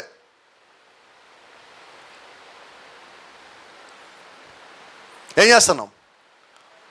పడిపోతున్నాం. చిన్న సమస్య అంటే చూడు, ఒక యువ క్రైస్తవుడు ఎవరైనా అతని వైపు చూసి నీ యొక్క పరిశుద్ధ బండవు తప్ప మరేమీ కాదు అంటే ఆ యవనస్తుడు అక్కడే పడిపోతానని రెడీ అవుతున్నాడు. ఎవడో ఒక యవనస్తుడు చూసి, ఏమ్మా నీ వయసు ఏంటి, నువ్వేంటి చెప్తున్నాడు. ఒక వర్తమానంలో నేను చదువుతా ఉన్నా, కళ్ళు కొంచెం బాధ అనిపించింది చూస్తూ ఉంటుంది. ఒక యవనస్తుడు కనిపించింది, రోడ్డు మీద కనిపించింది. ఆమె ఒక సంఘ పెద్ద కూతురు. ఆమె ప్రవక్త అంటున్నాడు, అమ్మ ఈరోజు చర్చ్ ఉంది, సంఘానికి రా అని మాట్లాడినప్పుడు ఆమె నవ్వి ఊరుకుంది, నేను రాను వెళ్ళన్నదని. మర్నాడు ఆమె ఎత్తుకుంటే ఈయన దగ్గరికి వచ్చింది, ప్రాఫిట్ దగ్గరికి వచ్చి అంటుంది, మళ్ళీ ఎప్పుడు కూడా నన్ను నువ్వు ఆ పనికి మాలిన మొత్తంలోకి నన్ను పిలవమాక. ఆమె క్యాథలిక్, ఆర్సిఎం చర్చ్ డీకన్ కుమార్తె. ఈయన బాప్టిస్ట్ బోధకుడిగా ఉన్నాడు. బాప్టిస్ట్ సంఘానికి ఆహ్వానిస్తే ఆమె ఏమంటుంది తెలుసా? ఆ పనికి మాలిన చెత్త మతంలోకి నన్ను పిలవమాక. ఇంకొక ఆమంటుంది, మా ఇంట్లో ఉన్న కుక్కను కూడా నేను ఆ మతం పొందనేను, క్రైస్తవాన్ని.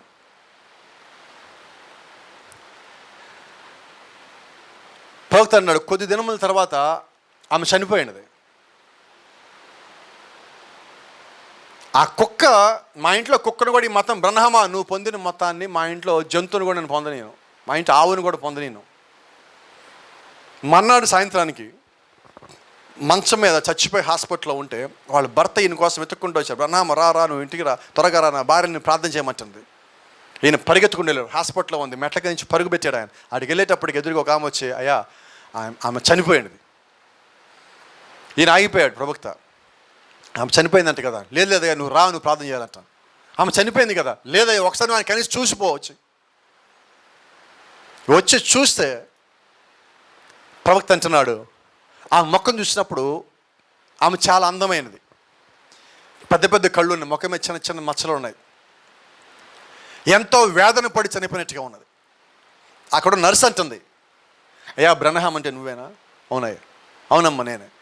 రాత్రంతా ఆమె నీ పేరే కేకబెట్టి తప్పు చేశాను, బ్రహ్మని క్షమించమని అడగండి, ఆయన పిలవండి అంటే ఆయన భర్త నీ కోసం తిరిగాడు పరిగెత్తుకుంటూ వచ్చాడు. అక్కడ ప్రవక్త అంటున్నాడు, ఆమె నన్నుగా అగౌరవపరిచింది, దేవుడు ఒక వాక్యాన్ని అగౌరవపరిచింది. కాబట్టి ఈరోజు మనం కొన్నిసార్లు హెచ్చరికలు చేస్తూ ఉంటే అది ఎలా ఉండదంటే, అది తీసుకునే వారికి లేము. అయితే నిజమైన వాళ్ళు ఏం చేయాలంటే వాక్యానికి లోబడినప్పుడు దేవుడు అక్కడ కార్యం జరిగిస్తాడు. హల్లెలూయా. యవ్వన ప్రాయంలోనే వాక్యం మన దగ్గరికి వస్తే మనం వాక్యానికి లోబడాలి. కాబట్టి గమనించండి, ఎవరైనా యవ్వనస్తులకి మనం కొన్నిసార్లు వాక్యం చెప్పినప్పుడు వాళ్ళు అంగీకరించలేదంటే మీరు వారి నిమిత్తం భారం కలిగి ఉండాలి, ప్రార్థించేవారిగా ఉండాలి. అంతేగాని మనం వాళ్ళని దూషించే వాళ్ళగా ఉన్నామంటే మనమే వాళ్ళని తీసుకెళ్ళి నరకానికి అప్పగించినట్టు. మనం పిల్లల్ని కన్నా దేని కొరకండి? నరకానికి ఇవ్వటానిక కాదండి, దేవుళ్ళలోకి వాళ్ళు నడిపించడానికి. మనం ఆ రీతిగా నడవాలా, వాళ్ళని ఆ రీతిగానే నడిపించాలి. ఆ కార్యం చేయవలసి వారు మనమే ఉన్నాం. కాబట్టి గమనించండి, ఎవరైనా వచ్చి నువ్వు చిన్నపిల్లవు కదమ్మా, ఎందుకు నీకు ఇవన్నీ, ఎందుకు నువ్వు బంగాళాలు వేసేటివి, ఎందుకు మంచి మంచి డ్రెస్సులు మానేస్తున్నావు, దేనికి లిప్స్టిక్లు మానేస్తున్నావు, హైబ్రోలు దాన్ని ఏమంటారు, ఐబ్రో షేపింగ్ చేసుకుంటారు, దాన్ని ఏమంటారు మర్చిపోయాను, ఏదో మొత్తానికి ముఖానికి రంగులు పూసుకునేది అది. అవన్నీ నువ్వు ఎందుకు పోగొట్టుకుంటున్నావు? ఎవరిని పోయినప్పుడు ఇవన్నీ చేయాలి కదా. ముసలాన్ని వేగ చేస్తావా నువ్వు? చెయ్యి ఇప్పుడే. ఇది ఒక టైపు దెయ్యము. ఇంకో దెయ్యం మనకు స్కూల్లోనో కాలేజీలోనో పక్కనే ఉంటుంది. మేము చర్చికి పోతాం కదా, మేము పెట్టుకోవాలా? మేము దెయ్యంలాగా తిరగటల్లా, నీ మాత్రం నువ్వు మంచిగా ఎందుకు కూడా, నువ్వు కూడా అవ్వు దెయ్యానివి.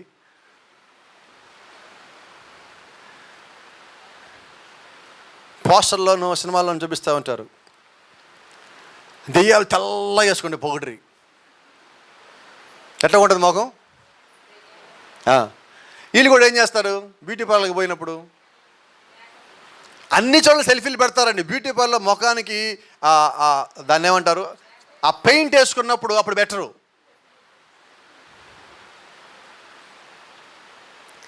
నువ్వు ఎంత రాసావు లోపల ఏంది వస్తుందా బయటికి? నాకు తెలియక అడిగితే, మోషే కొండ మీదకి వెళితే మోషే కొండ మీద ఏ ఫెయిర్ అండ్ లవ్లీ వాడలేదండి, ఏ హ్యాండ్సమ్ ఫెయిర్నెస్ క్రీమ్ వాడలేదండి. 40 రోజులు పైనుంచి కిందకి దిగి వచ్చిన తర్వాత మోషే ముఖ చర్మం ప్రకాశించను. టోన్ 1, టోన్ 2, టోన్ 3 కాదు, టోన్ 10 వచ్చింది. అక్కడ ఏం చేద్దాం, ఒక టోన్ మార్చడానికి 3 నెలలు పడుతుంది ఇక్కడ. అంటే ఒక కలర్ నుంచి ఒక పాయింట్ కలర్ మార్చడానికి. మరి 40 రోజుల్లో ఆయన ఏ డైటింగ్ ఫాలో అవ్వలేదు అక్కడ. మరి ఆయన కలర్ మారింది, ముఖ చర్మము ప్రకాశించింది. ఇంకో మాట చెప్పనా, ముఖ చర్మం కాదు, మనిషి లోపల మోషే కూడా ప్రకాశిస్తున్నాడు, హృదయం ప్రకాశిస్తున్నదండి. దేవుడి దగ్గర కొండ మీదకి వెళ్ళి ఆ మేఘంలో 40 రోజులు ఉండాలంటే మోషే దేవుడిని ఎంతగా వెంబడించి ఉండాలి. మనం నిజంగా అంత వెంబడిస్తున్నామా? నిజం చెప్పనా, నువ్వు దేవుని వెంబడించేవాడివైతే నీ ముఖాన్ని అద్దంలో ఎక్కువసార్లు చూసుకో. అయిపోయింది పో, అయిపోయింది అంతే.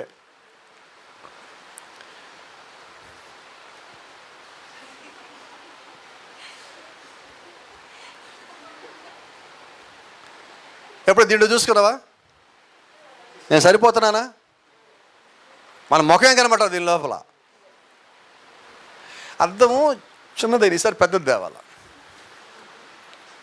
ఇది పెద్దదే ఉంది నీ ముందు, దీంట్లో చూడవు. ఇది భయం చూడాలంటే మనం కనబడంగా దొరకం. మనం ఎత్తుకుంటామండి, మన 100 పేర్లు రాయండి మంచోళ్ళ పేర్లు, వాక్యంతో పోల్చి పేర్లు రాయండి, మన పేరు రాదు. ఎందుకో అద్దంలో చూసినప్పుడు బా ఏం పుట్టావురా నువ్వు, ఇక్కడ ఉన్నావుగా, నువ్వు అటు సైడ్ పడితే తెల్లవాళ్ళ పడితే మామూలుగా ఉండేది కాదు అసలు. నువ్వు దెయ్యమా అంటే లూసిఫర్ ఏం చేస్తారంటే, నీ భౌతికమైన అందాన్ని చూడమంటాడు. బైబిల్ అంటది భౌతికమైన అందాన్ని దేవుడు చూడ్డు, లోపల అందాన్ని చూస్తాడంటాడు. అందుకని వాడు ఏం చేస్తున్నాడు, వాడు ఎక్కడ నీ ఇంట్లో ఉన్న అద్దంలో ఉన్నాడు, వాడు మనల్ని ఆకర్షిస్తూ ఉంటుంది అద్దం. నేను కొంతమంది ఉన్నారు కోపాలు తెచ్చుకోరు, వచ్చింది మరి ఎందుకు తెలియదు టాపిక్, నాకు తెలియదు, ఇంకా నా సంబంధం లేదు. పొద్దు నిద్ర లేవగానే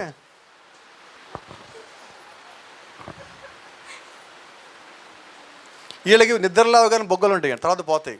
ఈ బొగ్గలు పొద్దున లేవని ఎత్తుకుంటాను, వచ్చి కొంచెం ఏం చేయలేదా? ఎందుకంటున్నా ఇవన్నీ వర్తమానంలోకి రాకముందు, తెలియకముందు, వర్తమానంలోకి వచ్చాక వినబడలా. నీ అలంకరణ ఏది? అయితే లూసిఫర్ ఏమంటది, మేము చర్చికి పోతున్నాం, మా సంఘం కాదా, మా పాస్టర్ గారు ఇంకా సీనియర్ అయినా చాలా పెద్ద పాస్టర్ గారు, మా పాస్టర్ గారు తెలుసా 12 అడుగులు ఉంటాడు. మరి పెద్ద పాస్టర్ గారు లేరండి బైబిల్లో. There is no big, there is no small in the ministry. 5 రకాల పరిచయాలు, పెద్దోడు లేడు చిన్నోడు లేడు, అందరూ సమానమని ప్రవక్త అంటున్నాడు బైబిల్ అంటున్నది. మరేం చేద్దాం, మా పాస్టర్ గారు పెద్ద పాస్టర్ గారు. ఎవడైనా పెద్దోడు అన్నాడో జాగ్రత్త, అక్కడ దెయ్యం ఉన్నది. కాబట్టి గమనించండి, దేవుడు చేసే కార్యాలన్నీ పెద్దయేనండి. దేవుడు ఒకటి చిన్న సంఘాన్ని ఇవ్వాలా, ఒకటి పెద్ద సంఘాన్ని ఇవ్వాలా, అందరికి ఇచ్చింది ఒకే రకమైన సంఘాన్ని ఇచ్చాడు. వాళ్ళ పరిచయాన్ని బట్టి, వాళ్ళకి ఇచ్చిన తలాంతుని బట్టి దేవుడు ఆ కుటుంబాన్ని ఇచ్చాడు. ఆమేన్. సో ఇలాగ మాట్లాడుకుందాం. నేను ఉగాండా దేశం వెళ్ళా, అక్కడ మాట చెప్పాల్సింది. 23 రోజులు ఉన్నా అక్కడ నేను, ఇంచుమించుగా 20 రోజులు, 19 రోజుల నుంచి 20 రోజులు ఉన్నాను నేను. ఈ సమయంలో అక్కడ ఉన్నా నేను. పోయిన 2016 ఈ సమయంలో నవంబర్ 14 నుంచి డిసెంబర్ 3 వరకు అక్కడే ఉన్నా నేను. 23 రోజులు ఇంచుమించుగా అద్దం చూసుకోవాలా నేను, లేదు అద్దం అక్కడ. నేనేం మారలే, అలాగే ఉన్నా. తిరిగి వచ్చాక కూడా అద్దం చూసుకోకపోయి నేనేం మారలేదండి, అలాగే ఉన్నా. ఏమైనా వచ్చిన సమస్య? షేవింగ్ చేసుకోవాల్సి వచ్చేది డైలీ. నా పరిస్థితి చెప్పనా, మనము పాదపరిచర్య చేస్తామా? టబ్బులు ఉన్నాయా? ఆ టబ్బులో నీళ్ళు పెట్టేవాళ్ళు. ఇక అదే స్నానం చేయాలన్నా ఇంక ఏం చేయాలి, మొత్తం ఇంక అదే. ఇంక చిన్న కిటికీ ఉంటే కిటికీ ముందు నీళ్ళు అక్కడ పెట్టుకునేవాడిని. ఆ నీళ్ళలో చూసుకుని షేవింగ్ చేసుకునేవాడిని. మరి గడ్డంతో పోకూడదుగా, ఏం చేద్దాం? సంఘానికి గడ్డంతో రాకూడదు, ప్రసంగానికి గడ్డంతో ప్రసంగం చేయకూడదు. ఏం చేయాలి ఇప్పుడు? క్లీన్ షేవ్ అన్నాడు ఆయన. ఏమంటే ఏం చేసాం ఇప్పుడు? అర్థం లేదు, నాకు అర్థం కావాలి, అర్థం లేకపోతే అలా అర్థం చూసుకొని చచ్చిపోతానంటే సరిపోద్దా? కానీ కొంతమంది ఇళ్ళలో అర్థం తీస్తే వాళ్ళు చచ్చిపోతారండి. అయ్యా నువ్వు అన్నం పెట్టకపోయినా పర్వాలా, మాకు నువ్వు నాకు బట్టలు కొనిపోయినా పర్వాలా, అర్థం లేకపోతే మాత్రం కాపురం అన్న మానేస్తా నేను. అటువంటి వారిగా మనం ఉండొద్దండి, దయచేసి చెప్తున్నా. నిజంగా నువ్వు దేవుడు యొక్క వాక్యాన్ని నమ్మేవాడు అయితే అది వాక్యానుసారంగా ఉంటే ఆ అందం నువ్వు కలిగి ఉండు. నువ్వు అణుకువయు స్వస్థ బుద్ధి కలిగి ఉండాలని బైబిల్ చెప్తున్నది. మనం అణుకువగా ఉండాలి, మన మాట కొలతేసినట్టుగా ఉండాలి. చక్కగా ఉప్పు ఎక్కువ వేసి తక్కువ వేయచ్చా? వేయండి, ఇప్పుడు వేయండి, పడి ఉంటుంది వేయండి, ఏమైంది? మరి మాట గీత గీస గీత లోపల ఆగిపోవాలి మాట. అలాగుంటే అప్పుడుగా ధన్యులు మనం. ఎక్కడ ఏ మాట ఎంత మాట్లాడాలో తెలియాలండి, లోబట్టం తెలియాలి. అణుకువయు, ఆ అణుకు అనేది స్త్రీలలో కానీ పురుషుల్లో కానీ ఉన్నప్పుడు వాళ్ళు దీవించబడతారు. ఆ 10 మంది ఏడుస్తున్నారు, యెహోషువ కాలేబులు కాముకున్నారు. వీళ్ళకి తెలియదు ఏం చేయాలో, తెలుసు. వీళ్ళు దేవుని చూశారు, నమ్మారు. మరి వాళ్ళు చెప్తున్నారు కదా, చెప్పండి మొత్తం చెప్పండి. వాళ్ళు మొత్తం ఏడ్చారు, కళ్ళు తుడుచుకొని మళ్ళీ అదే ద్రాక్షాలు తింటున్నారు. అయిపోయా, మీరు తినండి కొద్దిసేపు, మీరు ఆగి రెస్ట్ తీసుకోండి, ఇక మేము మాట్లాడతాం. మీ కళ్ళతో చూస్తారు మీరు చెప్పారు, మా హృదయంతో చూస్తారు మేము చెప్తున్నాం. ఇప్పుడు ఆ స్థలం అని దేవుడు మనకిచ్చాడు, ఆ స్థలం మనది. కాబట్టి ఎవరు ఏదన్నా కూడా ఆ స్థలం మనదై ఉన్నది. ఆ స్థలాన్ని మనం చేరుకునే వరకు దేవుడు మనకు తోడుగా ఉంటానని చెప్పున్నాడు. మనం భయపడాల్సిన అవసరము లేనే లేదు. కాబట్టి గమనించండి, ఇప్పుడు యెహోషువ కాలేబు ఏం చేశారంటే కాదేషు బర్నియాలో దేవుడు యొక్క వాగ్దానం తరపున, వాక్యము తరపున నిలబడున్నారు. అక్కడ దేవుణ్ణి పూర్ణ మనసుతో పూర్ణ హృదయంతో ఆయన వెంబడించారు, నిండు మనసుతో ఆయన వెంబడించారు. అది జరిగిపోయిన 45 ఏళ్ల తర్వాత ఇప్పుడు యెహోషువతో కాలేబు అంటాడు, అప్పుడు దేవుడు నాకు వాగ్దానం ఇచ్చాడు కదా, నేను నిండు మనసు వెంబడించానని, అది ఇప్పుడు నాకు ఇవ్వు. ఆమేన్. అంటే దేవుడి దగ్గర నుంచి పొందుకున్న ఒక వాగ్దానం నిమిత్తము వీళ్ళు కనాను చేరేంత వరకు కూడా 45 ఏళ్ళు ఈయన ఓపిక బట్టి ఇప్పుడు అంటాడు, ఇప్పుడు నాకు అది ఇవ్వు. వాగ్దానం దేవుడు నీకు ఇచ్చాడు. నాకు తెలియక అడుగుతా, బైబిల్లో ఎక్కువ కాలం ఎదురు చూసింది ఎవరు వాగ్దానం కొరకు? ముందొచ్చేవాడు అబ్రహాం అండి. 25 ఏళ్ళు, 38 ఏళ్ళ నుంచి ఒక అతను బెతెస్దా కోనేరు దగ్గర కదలకుండా మెదలకుండా పడున్నాడు స్వస్థత నిమిత్తము. అతను పక్కకి పోలా, అక్కడే ఉన్నాడు, ఎదుగుతా ఉన్నాడు, దేవుడు అక్కడికే వస్తాడని. మరి దేవుడు అక్కడికి వచ్చాడా? ఎంతకాలం ఎదురు చూశాడు అతను? అబ్రహాం ఎంతకాలం ఎదురు చూశాడు? ఈయన 38 ఏళ్ళు. మరి కాలేబు ఎంతకాలం ఎదురు చూశాడు? 45 ఏళ్ళు. William D Upshaw, do you know him? William D Upshaw అని ఒక ఆయన ఉన్నాడు. ఈయన 19 సంవత్సరాలు అప్పుడు పడిపోయి బాస్కెట్బాల్ ఆడితే పడిపోయి నడుము దగ్గర నుంచి కింద మొత్తం పని చేయకుండా మానేసింది. 66 సంవత్సరాలు మంచాల్లోనూ చక్రాల కుర్చీలోనే ఉన్నాడు. దేవుడు యొక్క ప్రవక్త వర్తమానం చెప్తా ఉన్నప్పుడు, అపొస్తలుల కార్యములు చెప్తా ఉన్నప్పుడు, ఇదిగో నీ చీల మండలి కింద మోపి, నీ కాళ్ళు కింద మోపి నువ్వు లేచి నిలబడమన్నప్పుడు 66 ఏళ్ళు చక్రాల కుర్చీలో కూర్చున్న వ్యక్తి, కర్రలతో నడిచిన వ్యక్తి, ఇతర సహాయం లేకుండా నిలబడలేని వ్యక్తి లేచి నిలబడి ఆ రోజు నడవడం ప్రారంభించాడు. 25 ఏళ్ళు అబ్రహాము, 38 ఏళ్ళు బెతెస్దా కోనేరు దగ్గర, 45 ఏళ్ళు కాలేబు, ఈయన 66 ఏళ్ళు. వదిలేడా విశ్వాసాన్ని? వదలలేదండి. ఈరోజు మనం ఎలాగున్నాం తెలుసా? ఒక్కసారి మనం అని అది జరగకపోతే అవలేదు ఎవలేదు పాస్ గారు ప్రార్థన చేయండి, మీరు ప్రార్థన చేసి అవ్వట్లేదండి. ఒకసారికే. ఈరోజు ఎలా ఉంది తెలుసా పరిస్థితి? ఇద్దరు గొడవ పడుతున్నారు. ఒక ఇంట్లో పక్క అద్దెకి వచ్చారు, కొత్తగా గొడవ పడుతున్నారు. ఇంజనీరు ఏదో డాక్టరు. పొద్దున పక్కన అడిగింది, అమ్మ రాత్రి అంతా బాగా గొడవ పడ్డారండి. అవునమ్మా కొంచెం గొడవ పడ్డాం, మా అబ్బాయిని ఏం చదివించాలా అని. ఏమనుకున్నారు మీరు? డాక్టర్ చేద్దాం. మా ఆయన ఏమన్నాడు? ఇంజనీర్ అంటున్నాడు. మరి అబ్బాయిని అడగండి, ఇంకా పుట్టలేదండి, ఇంకా పుట్టనవాడి కొరకు తెల్లాలి పోట్లాడుకున్నారు. అర్థమవుతుందా? ఎలాగున్నాం మనం? పుట్టాడా? చెప్పట్లా కుటుంబాల గొడవలు ఇయ్యే. అసలు ఆ పరిస్థితికి తగ్గట్టుగా భార్యాభర్తల మధ్యలో గొడవ ఉండే తక్కువ, 100లో 1-2 ఉంటాయి. పరిస్థితి తగ్గట్టుగా వీళ్ళు ఊహించుకొని గొడవ పడేది ఎక్కువ అండి. ఏం చదవాలి అప్పుడు అబ్బాయి? మా ఒకవేళ మనం అలా పెట్టుకున్నాం గొడవలు ఏమైనా ఇంట్లో, వదిలేయండి, ఇప్పుడు ఎక్కడ వదిలేసేయండి. అలా పెట్టుకున్నట్లయితే నీకు దేవుడు కుమారుడు కుమార్తెనిస్తే వాళ్ళు ఏం చేయాలి? దేవుడు చెప్పడు. ఈరోజు మనకి ఇంకో సమస్య ఉంది, సందర్భం వచ్చింది కదా. మనం ఏదైతే చేయాలనుకున్నాం మనం అది చేయలేం కాబట్టి పిల్లలతో చేయించాలని చూస్తాం బలవంతంగా. అవ్వదండి. అవుతుందా? నా వల్ల అవ్వలేదు, నువ్వు చెయ్యాలి, నువ్వు చెయ్యాలి, నువ్వు చెయ్యాలి, నువ్వు చేయాల్సిందే, అది చేయాల్సిందే అంటే వాడు చెయ్యడు. వాళ్ళల్లో ఏ గిఫ్ట్ దేవుడు పెట్టాడో అదేంటో ముందుకు అడుక్కోండి మీరు. దేవుడిని అడగండి, అయ్యా నా కుమారుడికి నా కుమార్తె వాళ్ళ లోపల ఏం గిఫ్ట్ పెట్టావు, ఆ గిఫ్ట్ ప్రకారం వాళ్ళు దీవించి పిలవని అడగండి. వాళ్ళకి ఏదో చేయాలని ఉంటుంది, నీవేదో చేయాలని చేయలేవు, నువ్వు ఫెయిల్ అయ్యి ఉన్నావు, ఇప్పుడు నేనేం చేయాలా? నా ఆలోచన జరిగించాలా? వారి జీవితంలో దేవుడు ఒక చిత్తం జరిగించాలా? అక్కడ తల్లిదండ్రులు ఫెయిల్ అవుతారు. తల్లిదండ్రులను ఒప్పించలేక, వీళ్ళకి ఇష్టమైంది చేయలేక వీళ్ళు ఇక్కడ పక్కన నలుగుతూ ఉంటారు. ఇది పరిస్థితి. అంతేనా? ఏమ్మా అని గమనించండి. ఇక్కడ ఏంటంటే ఒత్తిడి వాళ్ళకు ఉన్నప్పుడు ఏంటంటాను, ఒత్తిడి వచ్చినప్పుడు మన నిర్ణయాలని దేవుడికి వదిలిపెట్టండి. యెహోషువ అంటారు, అయ్యా అక్కడ అనాకీలు ఉన్నారు, గొప్పోళ్ళు ఉన్నారు, పెద్దోళ్ళు ఉన్నారు, అక్కడ వాళ్ళ పట్టణం ఉంది తెలుసు కదా అంటే ఈయన అంటున్నాడు, దేవుడు నాకు ఆల్రెడీ ఇచ్చాడు కదా, నేను ముందుకెళ్తాను. అప్పుడు నాకు తోడుగా ఉన్న దేవుడు ఇప్పుడు నాకు తోడుగా ఉన్నాడు. 45 ఏళ్ళ బలం తగ్గలేదు, శక్తి తగ్గలేదు, వెళ్ళేటప్పుడు ఎలాగ ఉన్నాను ఇప్పుడు అలాగే ఉన్నాను. నేను అక్కడ కాదేష్ బర్నియాలో ఎటువంటి శక్తి నేను కలిగి ఉన్నానో 45 ఏళ్ళ తర్వాత, అనగా ఇప్పుడు నా వయసు 85 ఏళ్ళు, ఇప్పుడు అలాగే ఉన్నా నేను. ఆ విశ్వాసం ఎప్పుడు ఉంటుందంటే నువ్వు దేవుణ్ణి నిండు మనసుతో వెంబడించినప్పుడు. Praise the Lord. పలుకుతున్నాడు, ఆవల నిలబడవలసిన సమయం అప్పుడే, వర్తమానాన్ని గౌరవించవలసిన సమయం అదే, వర్తమానికుడిని గౌరవించవలసిన సమయం అదే, దేవునికి మహిమ ఇవ్వవలసిన సమయం అదే.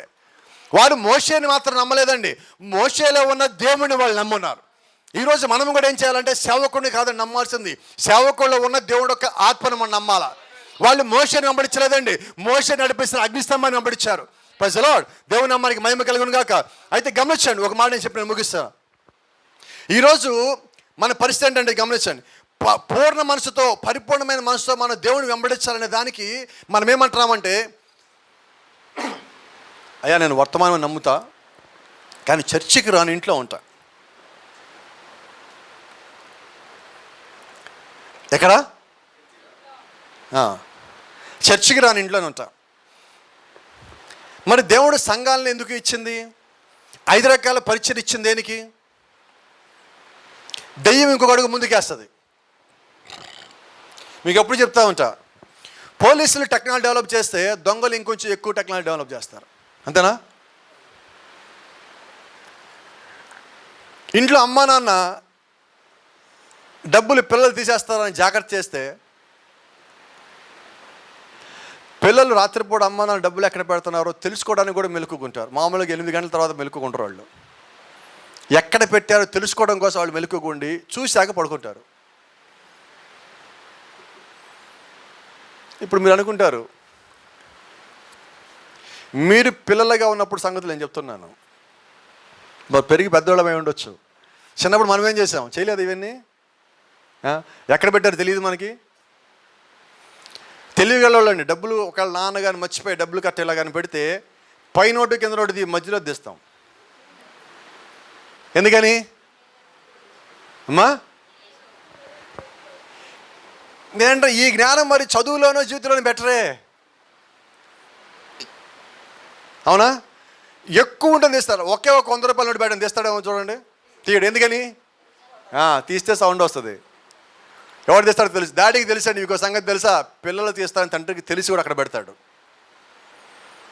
తండ్రి కొన్నిసార్లు పిల్లల్ని ప్రేమించి అక్కడ పెడతాడు, తెలుసు పిల్లోడు తీసుకుంటున్నాడని. అయితే చెడిపోయేంతగా పిల్లోడు తీసుకుంటున్నా కూడా ఇచ్చాడంటే సరైన తండ్రి కాదు.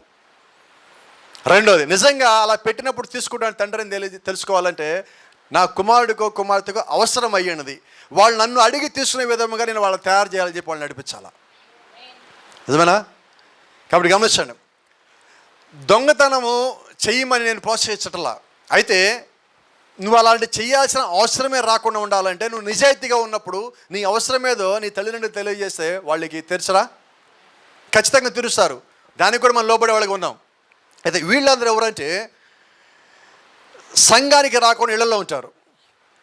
ఇళ్లలో ఉండి వీళ్ళు ఏమంటారంటే 5 రకాల పరిచయం దేవుడు ఇచ్చాడు. ఇచ్చినప్పుడు సంఘానికి వెళ్ళాలా, కాపరి దగ్గరికి వెళ్ళాలా, నువ్వు ఒక వాక్యం వినాలా, నువ్వు ప్రభురాత్రి భోజనం తీసుకోవాలా, నువ్వు యొక్క దశమ భాగాన్ని తీసుకెళ్ళి అక్కడ కట్టాలా, ఇవన్నీ క్రమం చేయాలా. ఇంటి దగ్గర ఉంటే బెనిఫిట్ 1 ప్రయాణం ఖర్చు ఉండదు. బెనిఫిట్ 2 ఆదివారం కానుక వేయాల్సిన పని లేదు. బెనిఫిట్ 3 దశమ భాగమే అక్కర్లా. ఈ దొంగలు ఇళ్లలో ఉంటారు.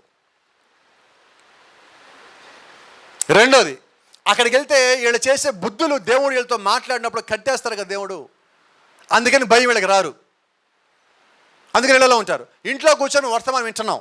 ఎవరు వర్తమానం? ప్రవక్త వర్తమానం వింటున్నామండి. ఎక్కడైనా ప్రవక్త నిన్ను చర్చికి పోకుండా ఇంట్లోనే ఉండి నేను వర్తమానం వినమన్నాడా? వినమన్నాడండి. ఎప్పుడు ఏమన్నా తెలుసా? ప్రభుత్వాలు సంఘాలు మూసేసి తలుపులు వేసేసి ఈ వాక్యాన్ని ప్రకటించడానికి వీలు లేదు అన్నప్పుడు నీకు పరిస్థితి ఉండే సంఘం రావడానికి, అప్పుడు నువ్వు కూర్చొని నువ్వు అన్నాడు. ఇప్పుడు నీకు ఆ పరిస్థితి ఉండదా? డోర్లు సంఘం వాక్యం అయిపోయిన తర్వాత కూడా తలుపులు తెరిచే ఉంటున్నాయి. ఇళ్లలోంచి రాలేకపోతున్నాం మనం. ఒకటి బలహీనత, దానికి మించిన బద్ధకం రెండోది. ఈరోజు పడుద్దేమో, వస్తుందేమో. ఏం పడుద్దేమో? వస్తుంది. వర్షం పడుద్దేమో, చలిగాలి వస్తుందేమో. దెయ్యం కాదు ఈ మాటలు తెచ్చేది. నా బ్రదర్ అంటున్నారు, రుజాల్ బ్రదరు, ఎలాగో రావాలి, నడవాలని ప్రార్థన చేయండి. ఆయన బలహీనత ఏంటో ఆయన తెలిసింది. ఇప్పుడు ఆయన ఏమన్నాడు? లేదు వెళ్ళాల్సిందే, నేను లేదు, కమాన్ ప్రార్థన చేయండి, నాకు వచ్చి నేను కూడా చేసుకోండి, నాకు అర్థమైనా తప్పేంటో. అంతే. నువ్వు నిజంగా వాక్యం చేత లాగబడినోడు అయితే నువ్వేం చేస్తావంటే ఇంట్లో కూర్చొని ఉండలేవు. ఆదివారం సంఘం జరుగుతావు అంటే, శుక్రవారం సంఘం జరుగుతావు, ఇళ్లలో ఉంటాం మనం. లోపల ఒక మంట మండదు. ఈరోజు మిస్ అయ్యాను వాక్యం ఏం జరిగిందో. నిజమైన విశ్వాసం ఏం చేస్తా తెలుసా? ఈ సంఘం అయిపోయే సమయం వాళ్ళకి తెలుసండి. ఈ సంఘంలో ఎవడో ఒక విశ్వాసికి ఫోన్ చేసి, అయ్యా ఏం జరిగింది, పాస్టర్ అప్లోడ్ చేస్తాడు, ముందు నాకు చెప్పరా 2 మాటలు, ఏం జరిగింది ఈరోజు. ఇది కదా వాక్యం మీద ఉన్న ప్రేమ. ఉన్నావా? వీళ్ళేమంటున్నారు? సంఘానికి దేవుడిచ్చి వాక్యం ఇచ్చి వర్తమానం ఇచ్చి క్రమం ఇచ్చి అన్నీ ఇక్కడ పెడితే నేను ఇంట్లో ఉండింటా. ఇంట్లో ఉండినేది కాదండి. 100 మీటర్ల అవతల ఉండి నా పైన అగ్నిస్తంభం ఉంటే సరిపోద్దా? నువ్వు అగ్నిస్తంభం ఫోటో పెట్టుకున్నా కూడా సరిపోదు. నీకు వెల్డింగ్ చేసుకోవడానికి అగ్నిస్తంభం ఒకదాన్ని పనిచేయదు. అది ఈరోజు ప్రవక్తల ఫోటో ఇళ్లలో పెట్టుకుంటారు, పెద్ద పెట్టుకుంటారు, పోర్ట్రైట్లు పెట్టుకునేవాడు తెలుసా? ఇగో మా ఇంటి దేవుడు ఉన్నాడు. ఇంట్లో ఉన్నాడు సరే, నీ ఒంట్లో ఉన్నాడా? ఇల్లు పైకి వస్తుందా? వెళ్ళేదెవరు? పైకి వెళ్ళేదెవరు? నేనేనా? మరి దేవుడు ఇంట్లో ఉండాలి, నాలో ఉండాలండి. మరి ఇంట్లో ఉన్నాడు సార్, మా ఇంట్లో, మా ఇల్లంతా దేవుడే. ఇల్లంతా దేవుడు అన్నాడు అర్థం ఏంటి తెలుసా? నీ లోపల లేడని. నీ లోపల దేవుడు ఉండాలి, ఇంట్లో కాదు, ఒంట్లో దేవుడు ఉండాలా. క్రీస్తు అంటున్నాడు, మీరు నాలో ఉన్న ఎడల నేను మీలో ఉన్న ఎడల. మన ఇళ్లలో ఉంటే దేవుడు ఎప్పుడు మీరు పరలోకం పోతారని చెప్పలేదండి. అలాగే వర్తమాన పుస్తకాలు ఇంట్లో పెట్టేసుకొని, వర్తమాన ఫోటోలు ఇంట్లో పెట్టేసుకొని, టేబుల్ పెట్టేసుకొని ఇంట్లో, నేను సంఘానికి పోకపోయిన పర్వాలా, నేను ఎత్తబడిపోతా. నువ్వు ఎత్తబడవు, నేను తీర్పు తీస్తాను కావద్దు, క్రమం చెప్తాన్నా. 100 మీటర్ల అవతల ఉండి నేను అగ్నిస్తంభం కింద ఉన్నా, 5 కిలోమీటర్ల అవతల ఉండి నేను అగ్నిస్తంభం కింద ఉన్నా అంటే సరిపోతుందా?